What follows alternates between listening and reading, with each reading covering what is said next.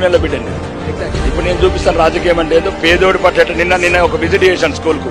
ఈ మీడియా ముఖంగా అడుగుతున్నాను, 700 మంది ఆడబిడ్డలు ఉన్న దాంట్లో బాత్రూమ్, ఒక్క బాత్రూమ్ కదా. ఎవర్రా ఈ రాజకీయాలు, ఈ రాజ్యాంగం ఎవరి గురించి వచ్చింది?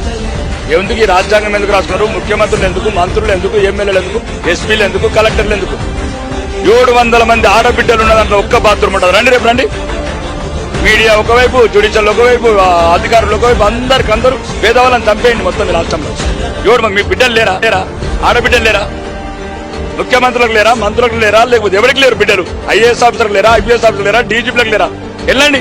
సమాజం మీద సొర లేకుండా 35 ఏళ్ళు వాళ్ళ మీద పడి బతుకుంటా ఏంటండి? ఒక పేదవాడి మీద 75 ఏళ్ళు బతుకుతున్నారు గవర్నమెంట్ ఉద్యోగులు. 35 ఏళ్ళు సర్వీసు, రిటైర్డ్ అయిన తర్వాత 20 ఏళ్ళు, తర్వాత మనం చనిపోతే లైఫ్ పార్ట్నర్కి పోయింది. మొత్తం 75 ఏళ్ళు.